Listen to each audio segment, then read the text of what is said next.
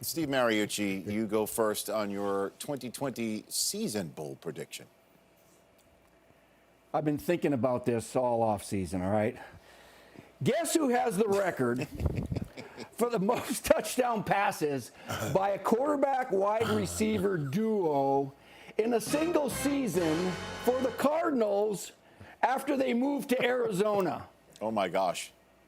That's very specific. That's very filtered, Steve. Very filtered. You guessed it. Kurt Warner and Larry Fitzgerald. In 2009, that was Kurt's last year. Then it was all over after that. And then 12 touchdown passes. Well, congratulations, Kurt. This season, I boldly predict that the new number one receiver down there, DeAndre Hopkins, and last year's Rookie of the Year, Offensive Rookie of the Year, Kyler Murray, will connect for, wait for it. Oh, 13. Wait for it. 13 touchdown passes, Kurt Warner, and smash that record that you've been talking about. Okay, that's all I have. They're going to smash your record. You wait and see, Kurt. Go ahead. All right. I love you, Mooch. I love you.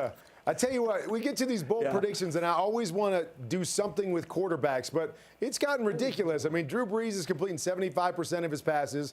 Jameis Winston threw for 5,000 yards. Everybody throws for 40 touchdowns.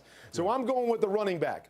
And I'm going to say we're going to have our 23rd running back in NFL history score 20-plus touchdowns, but it's going to be a never-ever. I'm going to say my Offensive Player of the Year, Saquon Barkley, goes 10 rush touchdowns and 10 receiving touchdowns to become the first player ever to go 10-10 on the season. All right.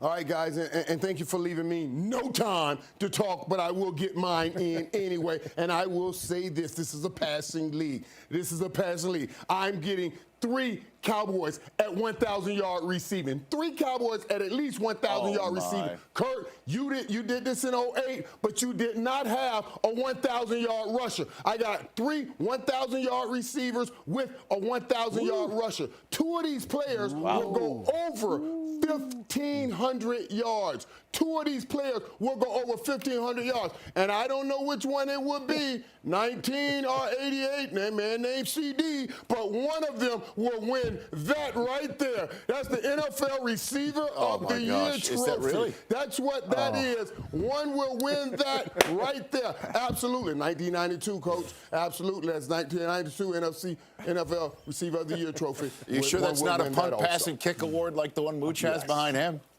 Well, we're talking about MVP. We're talking about all these different categories, and we know it's week 1, okay? JJ, I'm going to start with you.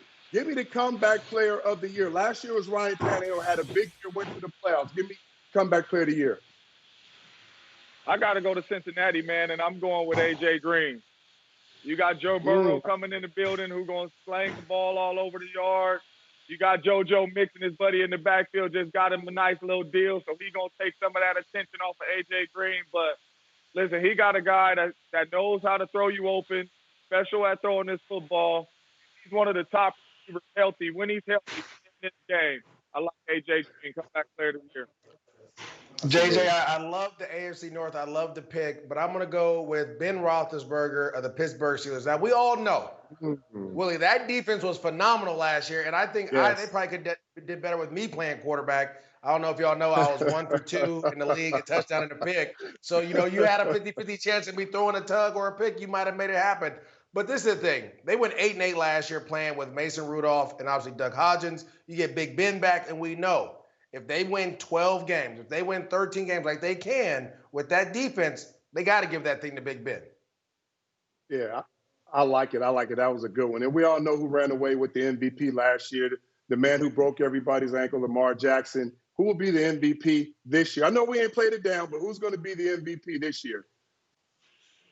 Man, I'm going with a guy that got his chip on his shoulder. Everybody's saying he can't do it no more. Everybody's saying, hey, you draft this, you draft that. Hey, you can call me a homer if you want, but AR-12, Aaron Rodgers, year 2 in Matt LaFleur's system. He's about to go crazy. It's a boulder on his back. He's about to show the world that I am still that dude. All right, give me my trophy. All right, I'm going to take these Packers, and we're going to win this thing. But MVP, AR-12. Oh, I know I stirred up all the media, Willie, when Surprise. I said Tom Brady was going to score 55 touchdowns and everything. You may think that I'm going to pick him to be MVP. Not so fast, my friend. I'm going to go with Deshaun Watson. I think it's his turn now to take over. And I'm going to tell you why. JJ, we always hear about when you were making those great catches, and it was Aaron Rodgers. Aaron Rodgers made the great throw, but JJ was the one making the great catches. Well, with Deshaun Watson, it was the other way around. He's throwing the only thing he does is throw 50-50 balls to D-Hop. Well, guess what? DeAndre Hopkins ain't there. I think Deshaun Watson will have an outstanding season. I think it's going to start tomorrow, and I think he's going to start his MVP campaign on Thursday night, and it's going to be a huge thing for him. Write it down. Matter of fact, put that thing in stone or in pen, whatever you want, because can be erased. I like that, MJD. Both of you guys going for the Texans, having a big start against the Kansas City Chiefs. Now, since we're going to talk about the Defensive Player of the Year, we know Stephon Gilmore won that last year. I'm going to start this one. I'm going to start with a guy who gets no respect, that has the most production in the last 5 years when it comes to sacks. How about Chandler Jones? He has 96 career sacks. He had 19 sacks last year, a half a sack less than the sack leader himself. He tied the league with 8 forced fumbles. Okay, nobody has had double-digit sacks in the last 5 years except this man right here. Now that this offense is getting better, they're going to have less reps on the football field. They'll be getting after the quarterback because quarterbacks are going to have to throw the ball more. He'll have more opportunities to get after the quarterback.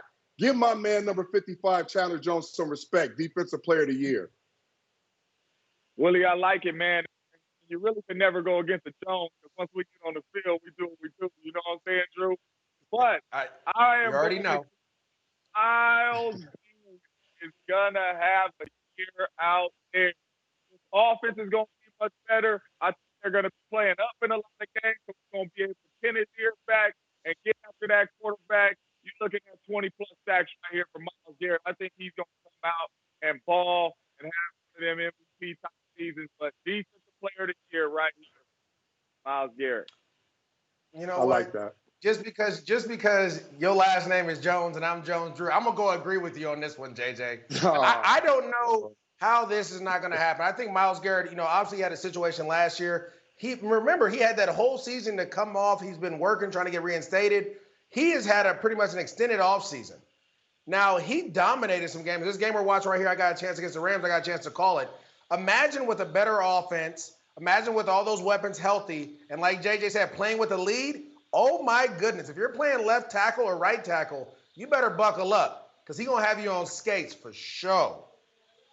And guys, this is, of course, Total Access season preview. So let's take a look at some notable QBs who will be rocking a new jersey this year.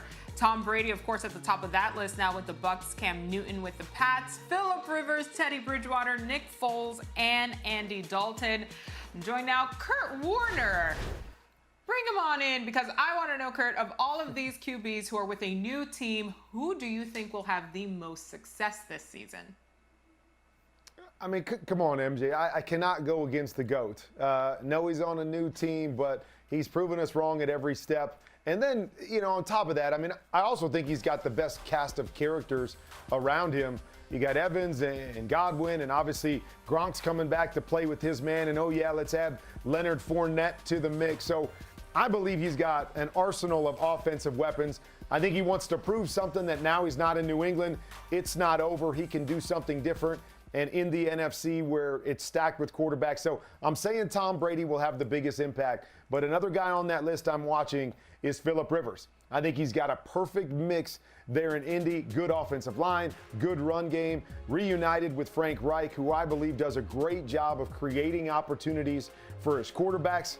I'm excited to see what Phillip Rivers does in Indianapolis. I believe he's got a lot left. Not as much pressure as he had in LA the last couple years. I believe he's going to play some really good football this year as well. And from the Sage veterans, we have quite the rookie quarterback class. But who do you think we'll see first this season, Kurt? Will it be Tua with the Dolphins or Justin Herbert and the Chargers? Well, MJ, for a long time I was thinking, well, Tua coming off the injury, Ryan Fitzpatrick, let's give him a full year to redshirt down there. But the more I watch him, the more I hear about where he's at and the way he's playing, I think we see Tua first. I believe Tyrod Taylor is going to hold on to the spot.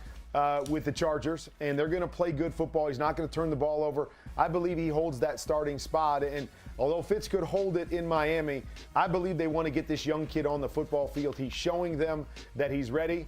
I believe we see Tua starting before we'll see Herbert starting.